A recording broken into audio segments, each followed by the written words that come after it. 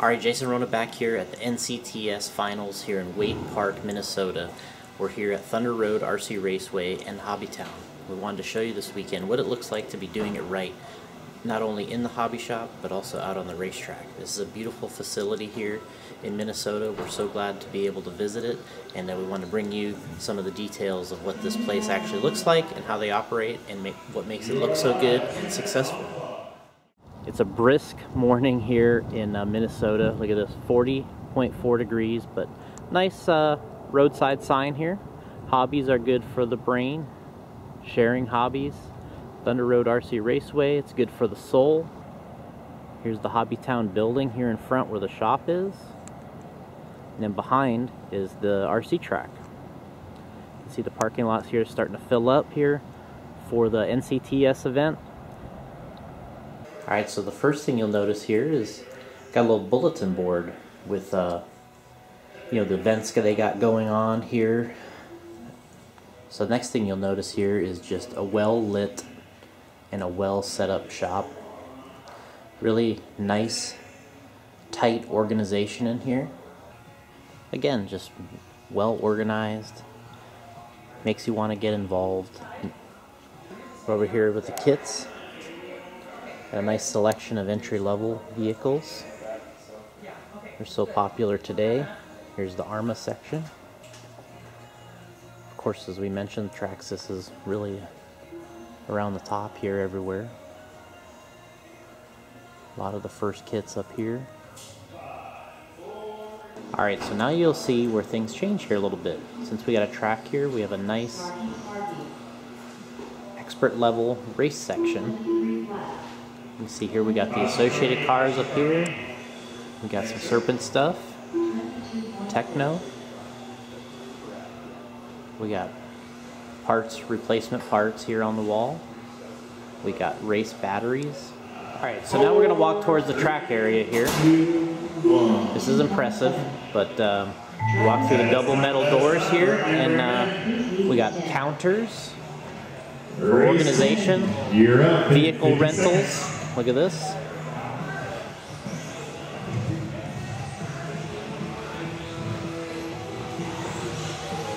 We got a repair station behind the E-Flight blinds. Alright, boogity boogity, a resort.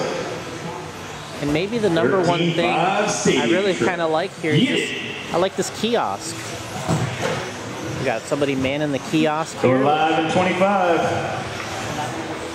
Need some turnbuckles, guys. Hustle out there from race 9. Turtle in front of me, turtle in front of me. Caution on the left box, caution on the left box. Turtle, turtle, turtle. Thanks, sir. 10 seconds. So another thing that's important here that they have is they have a wheelchair accessible ramp that backs the driver stand here. And it's also, when you get further along the line here, it's also a way for drivers to exit the stand. You can enter on the stair side and exit on the ramp side here. But here's our little view. You can get up here by the track. 12, you're up.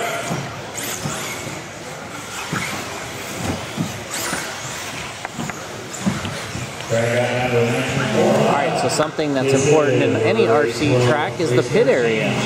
So you can see here how active the pits are here at the NCTS, but they're all custom built for the most part. The more successful ones seem to have sort of a bottom table.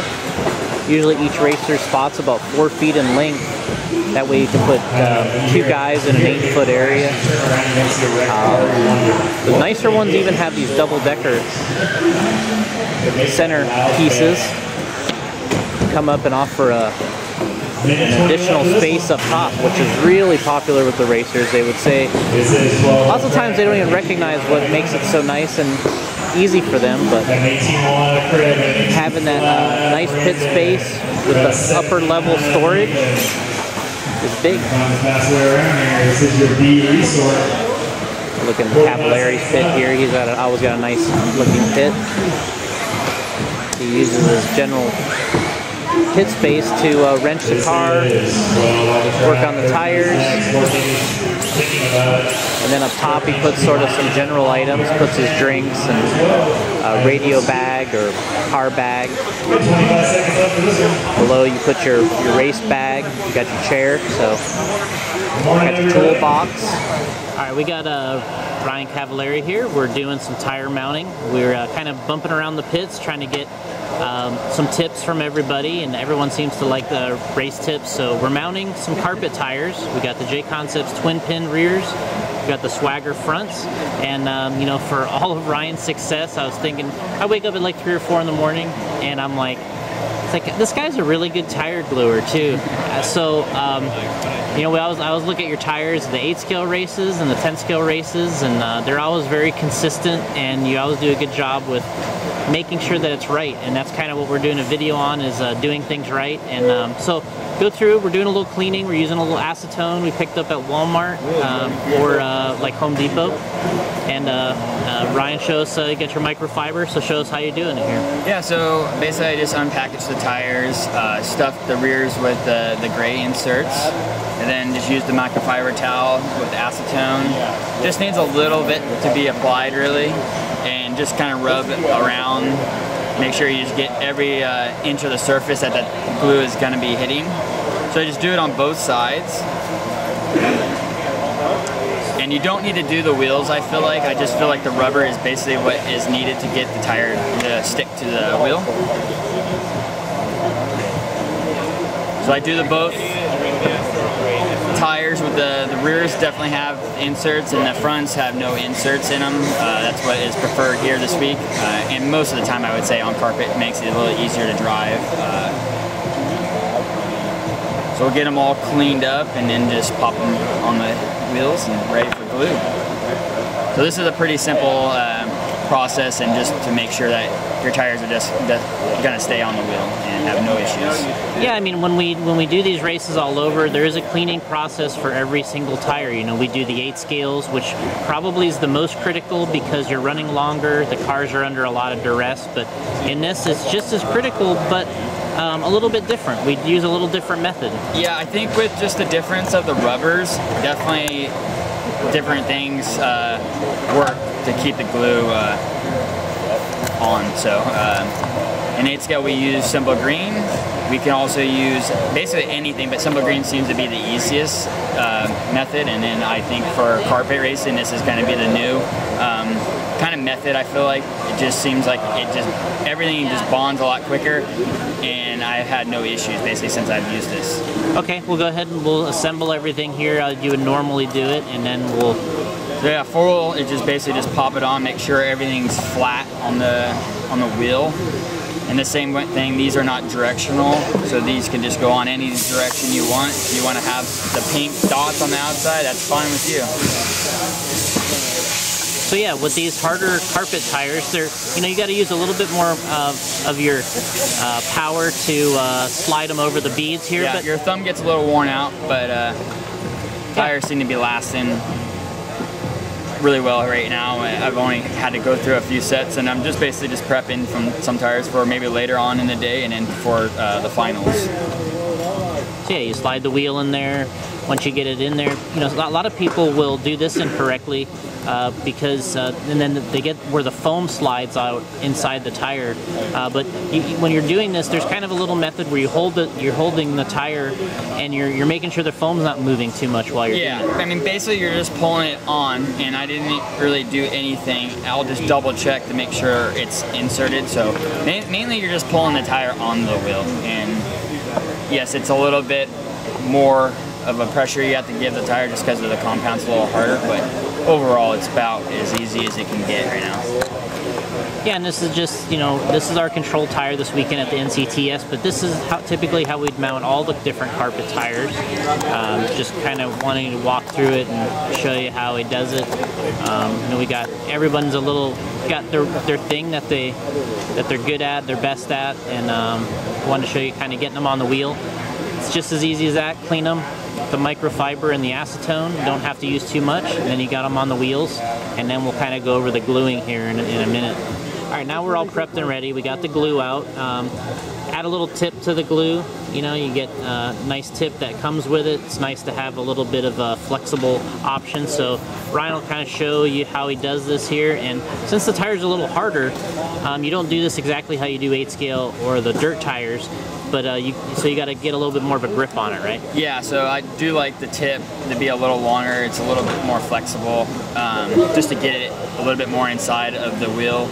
So you basically just got to pull it back. You see the bead, and then I just basically just run the glue where it runs down and around, and then just pop it in, and then basically just kind of do the same process all the way around. Just make sure it's all on, because you're not doing like the normal style of dropping the glue in like how we'll do the rears. Give me that. You're supposed to have confidence.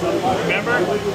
This is fairly simple because with no insert in there, you have some flexibility in terms of getting the glue in there and then popping the bead back over.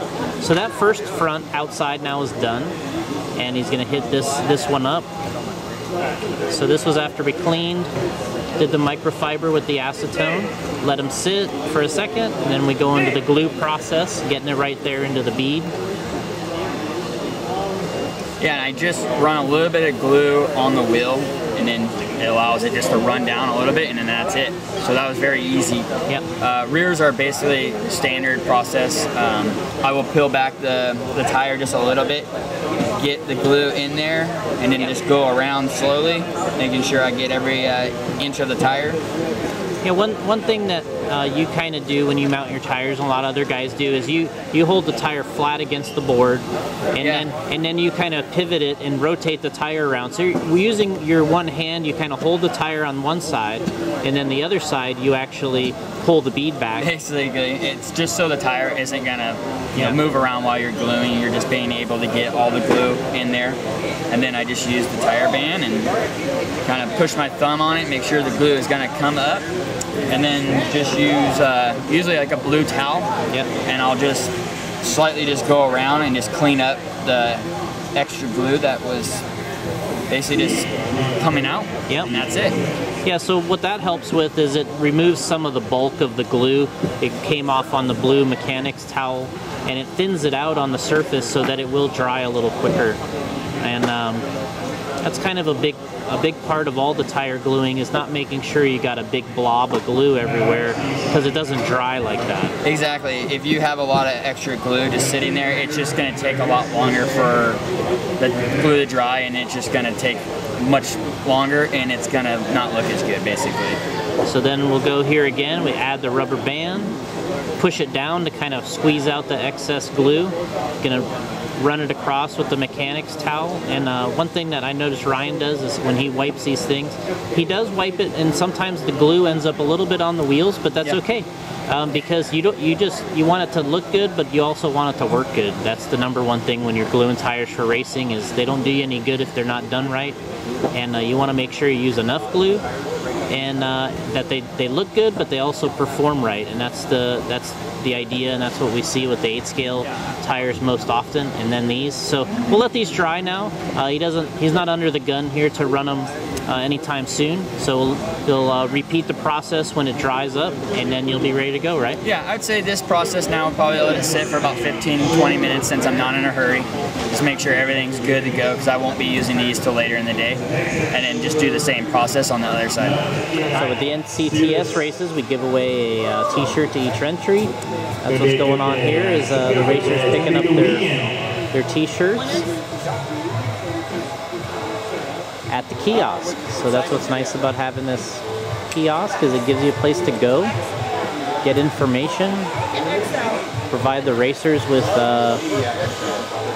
an item or anything that is needed for that race day. All right, got 6 minutes. All right, Lee, we're bumping around the pits here, trying to get some tech tips while we're getting ready for qualifying to start. And you got the rear a little disassembled here. You're going to kind of go into how to set your sway bar. Yeah, so basically went and changed the sway bar for round 1, and I basically just want to make sure that it's not too tight or too loose. So what I do is I always start the set screws here in the back of the V6.1, set them really loose. You don't want to put any tension on the sway bar since they're super thin, they could easily bend. So I set it really loose, and what I'll do is I'll take my 1.5 and I'll kind of move it as I'm tightening, and then it gets tight where it doesn't drop anymore, and that's how I know it's too tight. So then I back it off slowly until it drops, and then I do the same thing with the other side. I wiggle it till it tightens, slowly back off until it drops, and sometimes you'll have to recheck it, and I wiggle it, make sure that it's nice and loose and moves, and there we go. And then you well, let's go ahead and reattach the front side, because this is a critical too, because you want that's a dimension you want to look at. Yeah. So what I'll do is I'll take my linkage here, and I like to kind of make the arm level to where the bar is. Just makes it easier for it to slide on, and sometimes it's a little tricky, but yeah. So what I like to do is I like to kind of set it where it's kind of straight up and down is where is like the best starting point. And when you tighten these, you don't want to like put too much force. You know, these sway bars are so thin you can easily bend them. So I do that on that side. Same thing over here. And it's a lot easier when you take the shocks off in the rear, just because it makes it where this kind of collet doesn't get stuck in the spring here. So I always just take the shocks off and do the same thing over here. I just kind of get it where it's even, straight up and down, and then I just tighten it, not too tight, and then put the shocks back on, and we're good to go. All right, so go ahead and put your shocks back on here. Make this complete.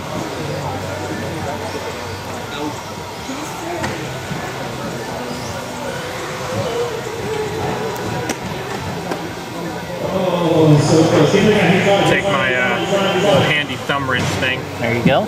Thing is pretty dialed to have in the box. All right, so now your rear sway bar is pretty set, and so you'll come back probably and put the tires on, just make sure the ride height's okay later, and then you're good to go, right? Yep, put the wing on, put tires on, check ride height, good to go. All right, so what we're doing here is he's going to do a voltage check on the battery, make sure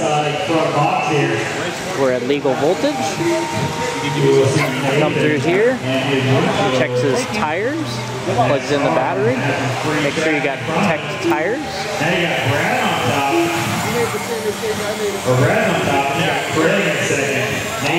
Tire check, bring it in here for weight, check the weight. 17.4 for a highlight on that board just now. Absolutely out there. And then the final, they do a little ride height check here.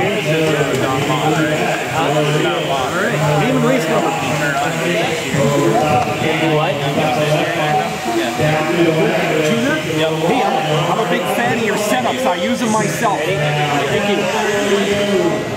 Alright, we're in the pits here with Joona Haatanen, and you just TQ'd around a 4-wheel, but you decided you're going to do a little diff maintenance, so kind of keeping with the theme of our video here, we got about doing things right. We talked about having this, we had a sway bar adjustment with Lee. We talked about mounting some tires with Cavalieri, so now we're going to watch you work on this diff a little bit. You can see you're already taking this thing apart. It happens fast here in the pits, and you can see he's going to remove the items here with like a little dental pick, kind of get everything out of the diff. Going to clean up the gears, just try to have you basically want to have a nice fresh starting point, so when you change the fluid or whatever you're going to do, so you got to take some time and clean up the parts first. So you're going to tell us, is that approximately what you're doing right now, is just cleaning everything up and kind of disassembling? So yeah, I'll clean up all the gears and then just refill the diffs with the same oil. I ran yesterday and like now 2 runs today, so I felt like I need to do the diffs again. I at the end of the last 5 minutes I felt like my car was diffing out a little, so I'll just rebuild the diffs and should be good to go again. Okay, so you disassembled here pretty quickly, got her apart, and now you're just kind of cleaning up all the parts so they're not so gooey and nasty. Yep. It's kind of the dirty part, huh? I know. I always hate to make the diffs. Yeah. It's the worst. Yeah, you feel like, hey, I got to do this, but you know it's going to be a little dirty job. Yeah, so we'll just keep it rolling here while you're doing this, because this is stuff that people like to see. Yep. How you do it. How do you do it right is the question. Everyone tries to do it, but are you doing it right? So yeah, just a little cleaning up a little bit of gears here and there. All the parts are reusable here. He didn't have any part damage. He just feels like, and you can see it's leaking out of turn it upside down, so fluid can kind of drain. Use the dental pick, take some more parts out of here. So up at the top here we got his gears that are kind of wiped down, and then cleaning up the rest of the items. Exactly.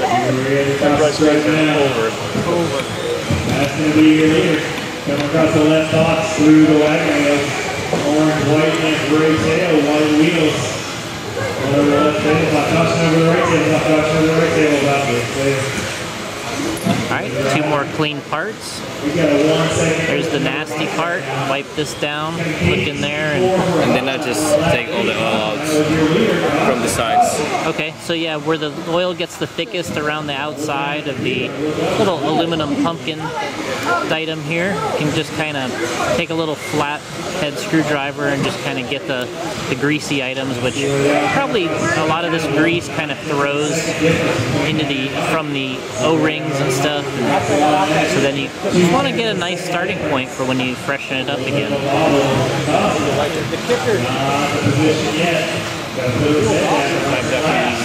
I feel like it doesn't need to be like super clean. You just get the most of the oil out, it should be good. So you're starting with fresh oil again. And what weight did you have in here? Weight? Yeah. 10. I had 10,000. So you had 10,000 in there, and you're going to go back with the same? Yeah, same. So you can see you use a mechanics, we call these blue mechanics towels, and basically rip some off of a roll like we got over here, lay that out in your pit. You usually have a pit board, keep everything nice and flat and clean. Just slide that forward. Now he's pretty happy with how he cleaned out the diff housing here, and take the 10,000, get some in there. So how much are you putting in to start here? Not much, just to go under the gear and then put the gear so there is oil under, and then find the place. So yeah, now just put more oil. So you got you put a little to get started, then you put the gear in, take its place at the bottom. And now you're going to add some more 10,000. Yeah. And then I'll add the gears and see how much more do I need. Okay. Some people use the scale, but I think I'm too lazy to use it, so I'll just look by eye, like is it enough or not. So. Okay, fair enough. And to be honest, I think that's how most people, that's the option most people have. And I think that's the easiest, because everyone is using a different weight. So I have always done like this.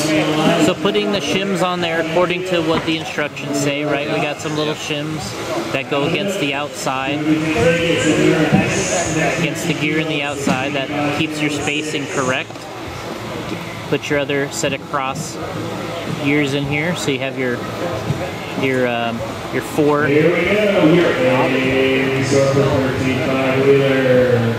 4 planetary gears. So here comes a little more 10,000. So to recap, a little bit of oil, then the gear, then puts the one set then the other set, and then add more oil again. Then Now he's up to about the, would you go, about the top of the gears there? and now I see like all the oil I don't want comes up and then just wipe them out. Okay, so the excess is going to come over the top here as he pushes this sun gear back on there.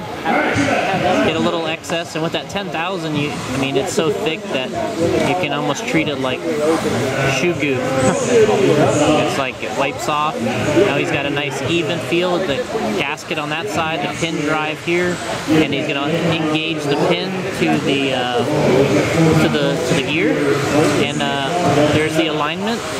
And we got our 4 screws going back together. So usually you want to put these in opposing each other here. So 1 screw here, 1 screw on the other side. That keeps your assembly together in the correct order. So he's going to tighten that one a little snug. Snug this one up. Then the third go down, and then he's going to get the 4th. One more.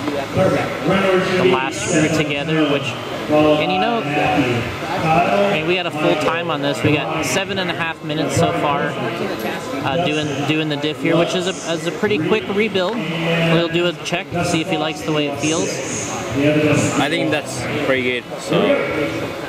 So what's the feeling like here? Is there any is it nice and smooth? You got any notchiness or? I think it needs to be smooth. No, like you can feel little gears, but not too much.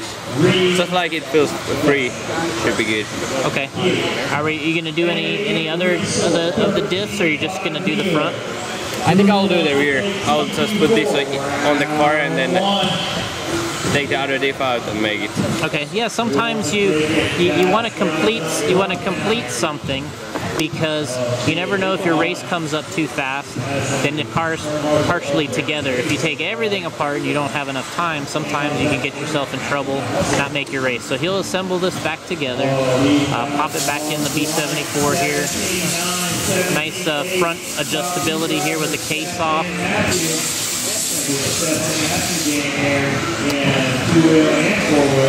There she is, back in place. Got the front cap of the transmission housing. Boom, back together.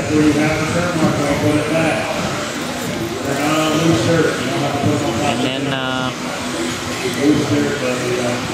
he's using aluminum screws here because trying to keep the weight down as much as possible. Now Seth on top, you got the 2/10 of a second apart from each other, battling it out.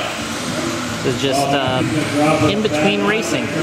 This is you TQ the first round, but you want to keep your car good and consistent, and he wants to go through the diffs and make sure the thing is ready for round 2. Add a couple more screws here, and the car's all back together. Top 3, Seth, Justin, and Matthew. Your leader, Seth, going to climb on the track and come across the stripe here in a second. Not that one, not that one. Because as we know, racing is difficult, and if it was easy, it would be called winning. Right? Yeah. That 22 will go along the back track is clear. That's going to be your leader going over the right side infield now. Coming up to the right side box.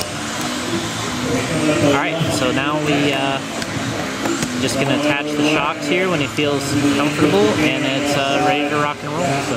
Alright, we're here with Will Brinton. He's from the local track raceway of HobbyTown, HobbyPlex, Omaha, Nebraska. He's here at the NCTS with us. We're bumping around the pits trying to get some tech tips from everybody, and we said, hey, let's build some turnbuckles. It doesn't seem like it should be that difficult, but you know what? It's one of those things you got to get down and got to be good at. So, all right, Will, so show us what you got over here and what it takes to properly build this stuff. Well, I use Team Associated ball cap wrench or holder. The actual plastic ball cap. And then I have the J Concepts fin. Black minute 45 left. This is race 9, race 10 should be 3 the Ryan Mayfield Racing J Concepts grease. And a turnbuckle wrench that I made that I use quite a bit. And then I always have a good set of side cutters to cut the turnbuckle off of the orange tree, because you don't want to have like a little end on the ball cup. It doesn't look pretty good. So clean that up. So first thing I do is I cut that off the parts tree. He's going to get DQ for using a turbo. And then, I mean, it's already deburred. You don't have to file it or anything if you use a good pair of pliers like that. And then I just take the grease right out of the container, and I dip and roll the turnbuckle in the grease. And then you know, I always do the left side first, just because it's easier to remember. And then I always put the left side or the left hand thread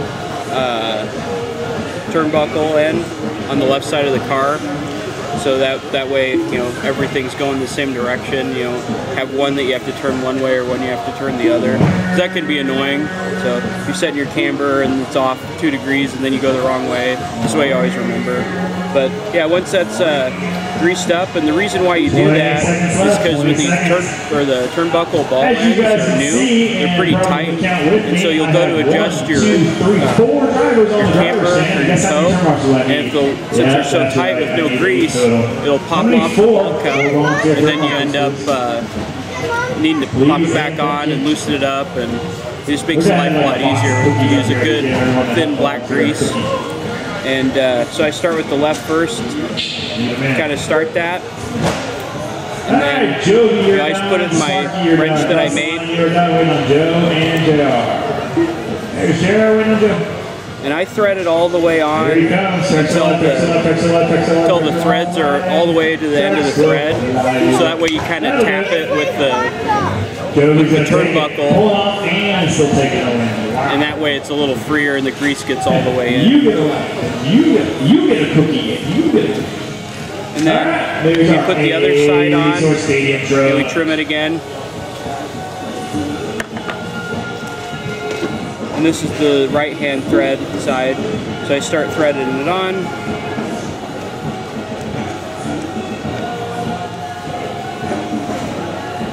Pull it like that. And then I thread it on until the threads are all the way in. Alright, turn marshals are getting in position. And then when I adjust it, when it's on the car, you know, I measure from the inside to inside and make sure they're both even before I set my camber, or you might refer to the parts manual for your vehicle for the correct measurement. You measure it with a set of calipers. Works pretty well. All right, so basically now you have a complete unit. Then you'll back them off later to the adjustment that you want? Yeah. So I'll shut down the front stretch. got my dirt car here with me at this carpet race. So yeah, I'll just put the left-hand thread mark on the left-hand side of the car. And since we ran it in all the way to the end of the thread, we know it's going to be centered when we pop it onto the car. And then you can measure this distance, or you can, once you have wheels on your car, you could measure your camber with the camber gauge. And get your camber set correctly. So we would need to run this in quite a bit once it's on the car though, and since we greased it, you can really get on this thing and it's not going to pop off. And Josh C will go off the left. I think it works pretty well. All right, we're here inside at the NCTS race. We're kind of making a little video about doing everything right here this weekend, with the track, the facility, and we're doing some tips with drivers. And one of the things we want to talk about is actually driving the track. We're here early in the morning to kind of show, what's going on and what's it like down here on the track. And we start on the straightaway, which I think is because it's kind of the area that you can usually get a little bit of break from the details of negotiating the rest of the track, but it's still an area you have to be set up on. And when you come on a straightaway like this, you can see guys are going to be coming a little wide here. You're going to start challenging the outside a little bit because you're trying to get to this 180 here at the end, which that's where you're trying to make up a lot of corner speed. So usually if you start too far on the inside of the straightaway, you can't make the 180 at the end. The cars don't like turning like that. They like turning with a nice arc at the end. So, and then what you'll notice is after you negotiate that 180, guys do this tabletop, and the fastest guys do this tabletop and they're setting up for this turn at the same time. So they'll typically position the car so they're already making this turn coming into this little quick switchback section. So we'll come through this tabletop, the guys position the car so they're already kind of setting up the arc that they want for this first turn. So we come in here and negotiate the chicane, which when you actually look at these chicanes usually, they're usually a lot straighter than you think that they are. I mean, there's actually, if you could put your car in here, you could almost completely go straight. But when you're driving it, you can't really drive it like that. You have to, because there's a jump over here, or a roller, depends how you want to take it. But to me, when you're setting your car up here already to enter this, and then now once you're about here, you're already thinking about doing this jump here, which,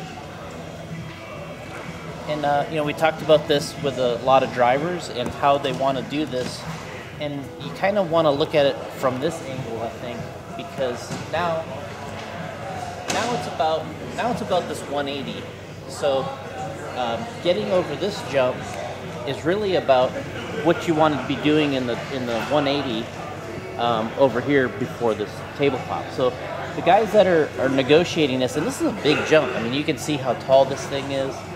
And when you're on the driver's stand, it doesn't look that high, but this is really a tall positioned jump. And you can see where all the marks are here, where people are landing.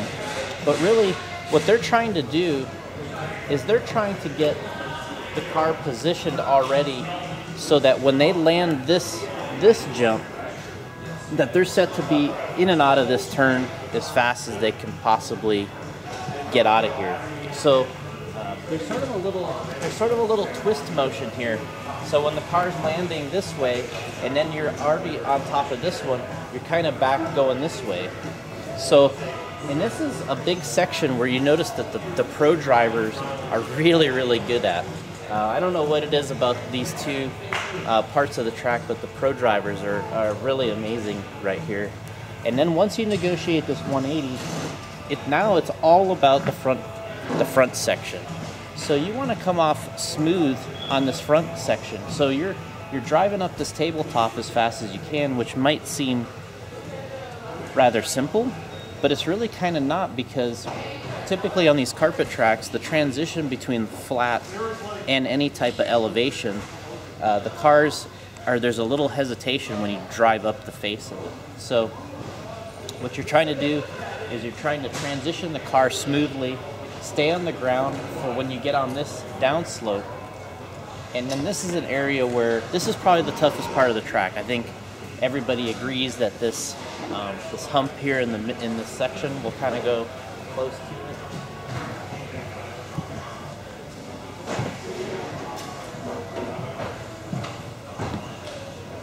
So you're coming off of this very inside of the corner. There was a little dot up there earlier, which really kind of throws guys off because the car jumps the little dot that was there. I don't know if they've completely removed it, but so you come up here, you're trying to keep the car in high speed motion coming down here. A lot of the guys want to wheelie at the base of this. Sometimes the cars want to, when you're grabbing a lot of throttle here, sometimes they want to wheelie. And when you start wheeling here, you're in deep trouble because you're facing almost a wall here. Yeah, if you come off of this thing and you wheelie, you're in deep trouble when you hit this roller. So you want to keep the car smooth. And then when you get to this is where it's kind of the separate the men from the boys section, I think, because can you keep the car at a high rate of momentum going over this? Because naturally you start to get excited because you can feel yourself losing a lot of time over this jump. You get to the base and you're wanting to get on the throttle really hard here because you can see a nice section, but you still want to keep all four wheels on the ground, because what happens in these transitions, when you get into this transition and you pull the throttle, the car wants to wheelie again. And it doesn't matter if it's a two-wheel, a four-wheel, the stock buggies, anything. They want to wheelie down here. So you want to keep the car in that transition to where you're coming up the hill, because now this whole section is all basically one fluid line if you're doing it like a pro driver. If you watch, I think the best guy here this weekend doing this section is Ryan Cavalieri. I think that's where he is the best here, because he's able to be the most reserved and the quickest at the same time. A lot of guys are pulling throttle and getting trying to gain speed in areas that really aren't there. So he's keeping the car low here. He's getting up this tabletop, which we talked about before. These are tougher than you think they are, because the way these are built, when you get to the top, the car gets light. So it's light and it's got traction. So sometimes they get a little tippy, and then you want to jump down the hill. So to me, what I see is the guys that keep the car low here, you're keeping the momentum up going to the top, and you want to jump down here about to the line that's on the back side there. So if you can keep your momentum up, jump to that line, and then probably everybody's favorite word of the day is the wagon wheel here.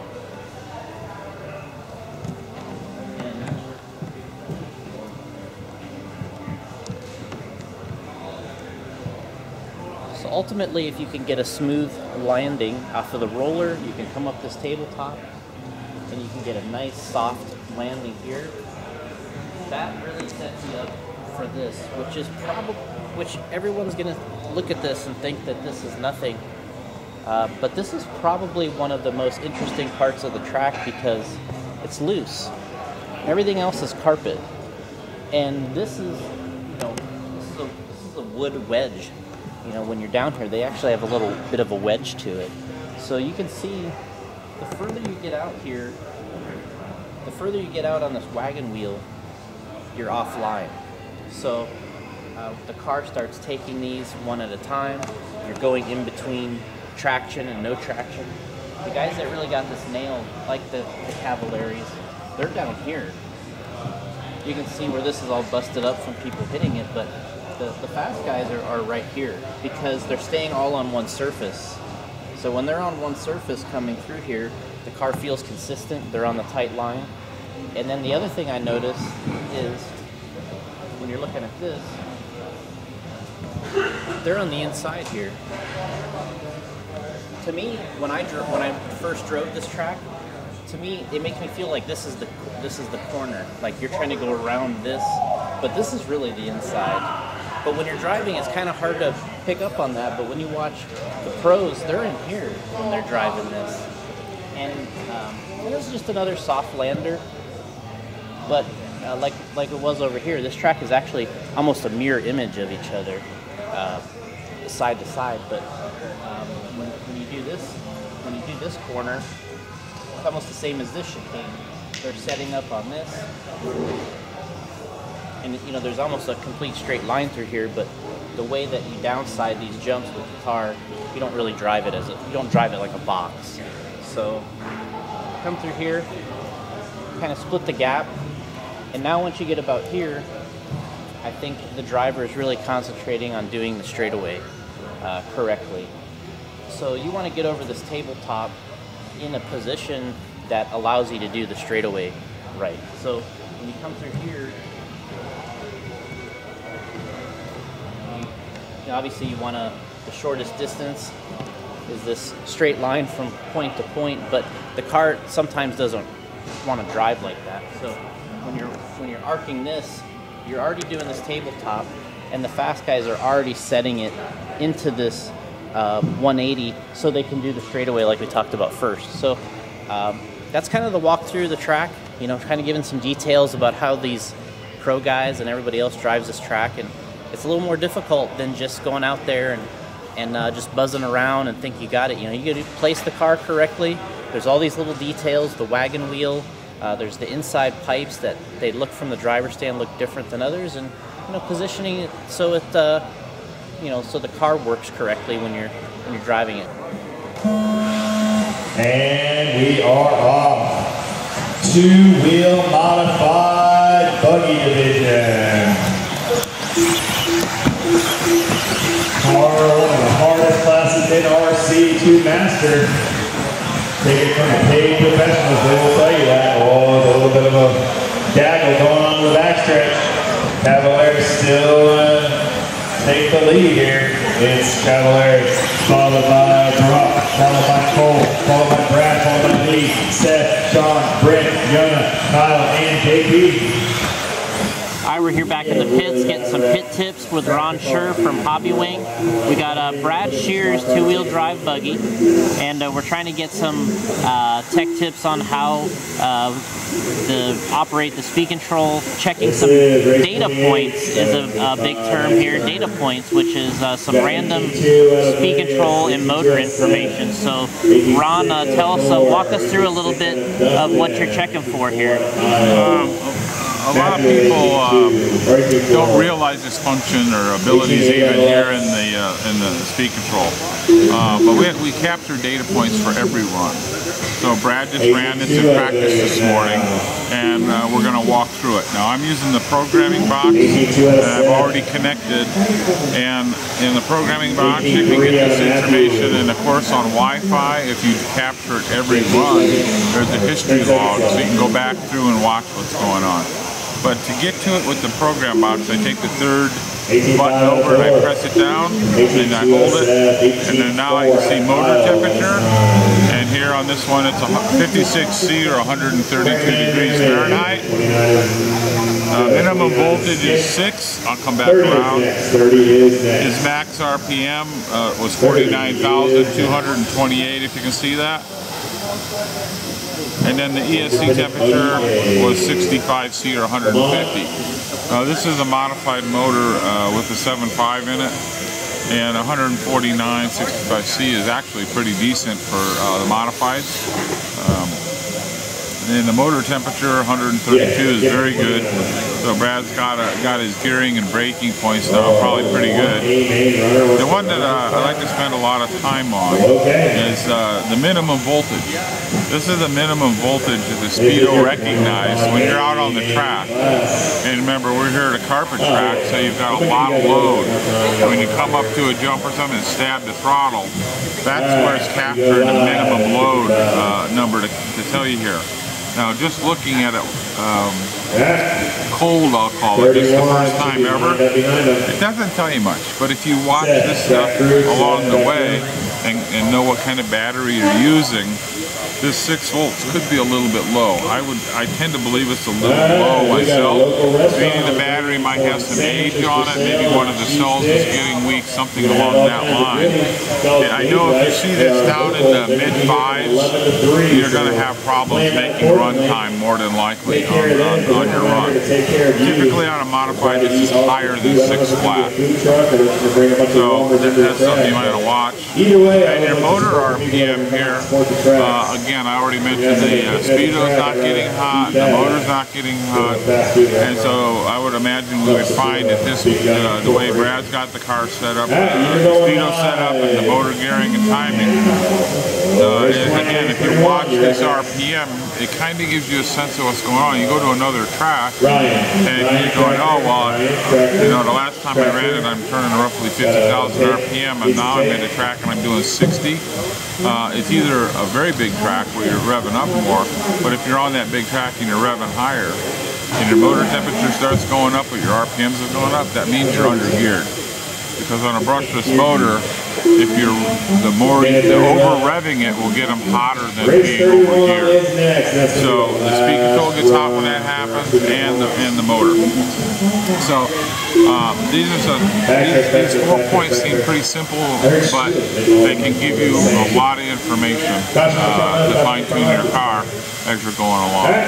Yeah, I mean, this is something that's, you know, really that I didn't know so much about, but it's really kind of a key tuning item to let you know some health of your electronics, lets you know some health of your battery, and then also kind of like you said about the gearing is pretty critical. You can make some adjustments based off of this and you actually have some data to reference. Yeah, like I said, if you watch it kind of religiously, it'll mean a lot more to you than me just sitting here going through one number. And I don't have the history here, but like when I'm working with my Sure Speed team guys, I go through this, and if they're having trouble on the track for whatever reason, I can spot and see, well, your gearing's off, or hey, this guy's driving different, he's driving the battery down.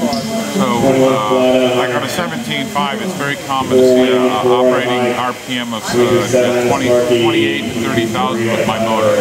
That's very normal. So if I see somebody running 32, 33, 34, we need to either time it a little bit, maybe we need to put a little more gear on it to bring it back down, and then we can watch the temperatures and stuff here. And these are internal temperatures. It's much different than the external. So this is a much truer reading of the temperature. Some of the motors do not record temperature, so you'll see a big fat 0 there, and that way you've got to go on external temperatures. All right, Ron. Well, thanks for the tip here. And remember, this is the Hobby Wing equipment, the speed control, the program box, and this is stuff that's all available, and you can use for modified or stock racing. We got Brad's car, which is a modified racer, but this is very handy stuff for any racing, and especially stuff that's when you're under, you know, intense competition or a high load. This is perfect for those situations. So it's another data point to keep you in the loop. All right, thanks, Ron. You're very welcome. All right, we're setting up here with Broc Champlin from Las Vegas, Nevada. We're here at Waite Park in Minnesota, Thunder Road Raceway, and we're doing some shock tech tips here. So Broc said that he needed to do some rebuilding on the two-wheel shock, so he's going to kind of walk through taking these things apart here and dumping out the old oil and getting it ready for some fresh oil, how he's going to bleed it. He's got his pump over here, so this is here we go. Yep. So first I always start off by taking off the shock coupler and then the spring. And then, do you have a... Alright, this is already... Do you have a bottom of this? What do you need? Hold the shock. Your factory team, shock pliers. So we're going to take our factory team pliers, sold by Associated. We're going to take off the shock cap. I like to organize because I make sure I put the same shock cap on the shock that it came off on. So we're going to get all of these off slowly, quickly.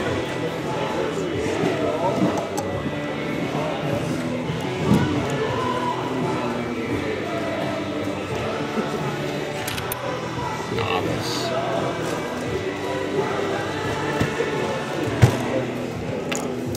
Alright, almost done. It's like a cooking video.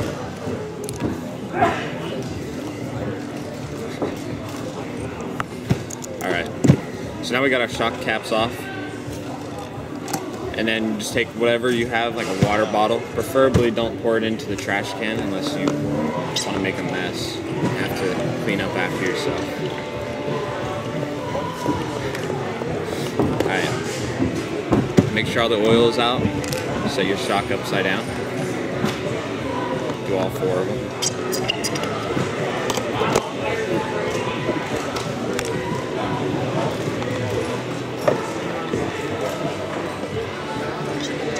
I see. You're gonna have a group of 4-wheel coming out. 10 of those. And then you should have 2 blank sheets coming out.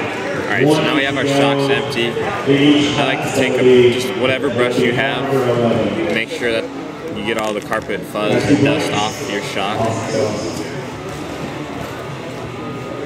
Alright, sponsor sheets are into tech. We're only doing sponsor sheets for the 2 AAA main classes, your mod 4-wheel and your mod 2-wheel classes. Sponsor sheets are in tech. There's a 11th one printed out for the person that will bump out of the B main, so obviously that can't be filled out yet. There's sponsor sheets in tech.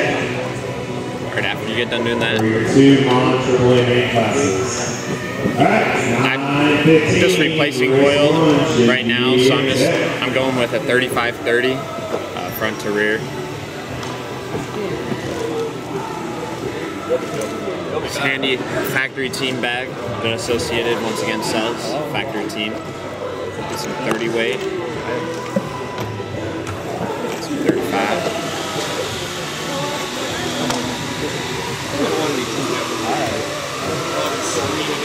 I fill them up to the brim to start, and then after you pump them, they could potentially, the air could rise and then the oil drops. Got the 35 in the front. Now we'll do the rear with some 30 weight. Doesn't have to be perfect when you bleed them half. A little bit's going to come out. And I generally just pump the shock a few times, let the air come up from the actual O-rings themselves. Do it to all 4 shocks.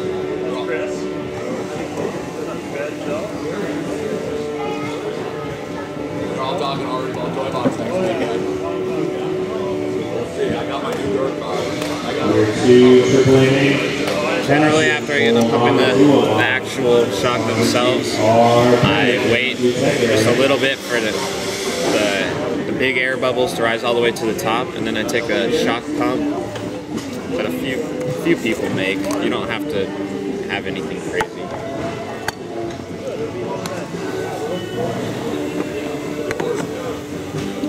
Then after that, take them,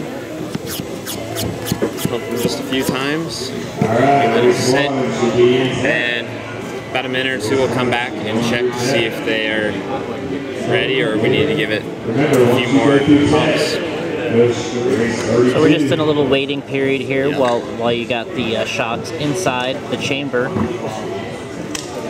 Yep. You kind of check on them. My shocks I did before I flew here, so I never really did them when I got here, which according to practically everyone is, you're supposed to do your shocks when you get to the track, or at least bleed them, especially if you're going from one altitude to the next. So my shocks have a lot more air in them than there should be, because I was lazy. There's always a little seal at the top you kind of release, and it'll bring more air bubbles to the top. And these are going to need a lot longer to sit. Just pump it, give it some more time. They don't have to be perfect, but it's best if you can get as few air bubbles in the shock as possible. While I'm waiting, usually I just take out the screw inside of the shock cap, and then while I do that I clean out the oil that's remaining in the top of the cap. Whatever you use, a shop towel, microfiber. Generally, most people like to use a shop towel just because those are dispensable, disposable. These things, you can wash them most of the time. Probably wouldn't advise it though with the oil. And I'll go back and check the shocks. They're pretty much done now. Unplug the seal. Pull off the top carefully so I don't spill it all. One of the shocks went down from the air bubbles rising, so the oil is not,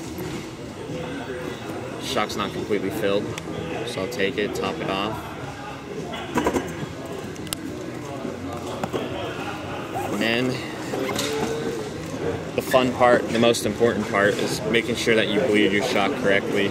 I usually like to put all 4 caps on first, just so I like to do everything as even as possible so every shock gets the same treatment around the same time. You don't have to use anything crazy to get these down either. It's plastic.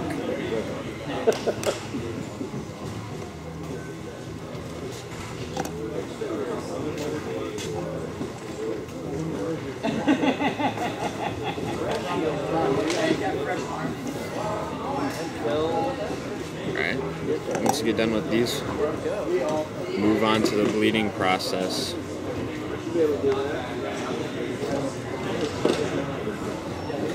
Generally, I just take my towel, however it is, find a spot that's not all oily,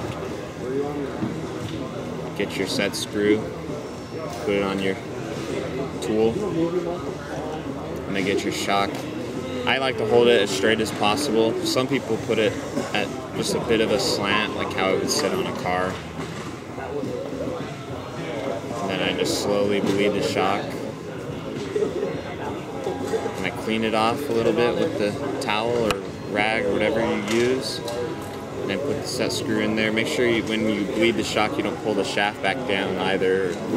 You're gonna fill your shock with some rebound, and then after you do that, you should be pretty much no rebound.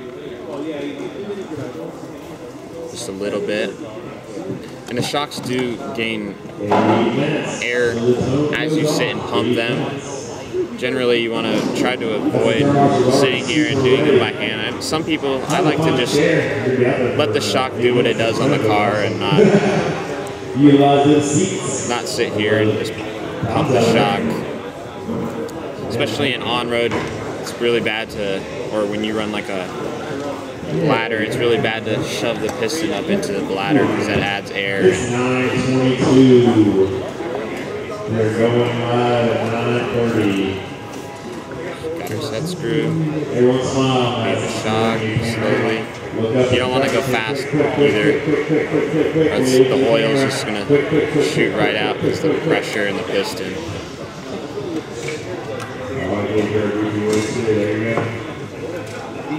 You got 3 done, 1 to go. Main day. Here at the J Concepts Nationals Carpet Turf Series, hosted by HobbyTown in Waite Park, Thunder Road RC Raceway. Steve and Linda have been so gracious to let us come race at their beautiful facility. You see them walking around the back. Tell them thank you. Got all 4 shocks. Freshen up on oil. Now I just take the bottom shock coupler, get the little bit of fuzz that's in the shock coupler out of there. The rears should have a lot more fuzz on them because the car is front to back, and the rear wheels are actually, especially on 2-wheel drive, spinning a lot quicker. They have a lot more wheel spin because that's where the power is. Take it, pull out the shaft all the way, put the shock coupler on. Got a shock.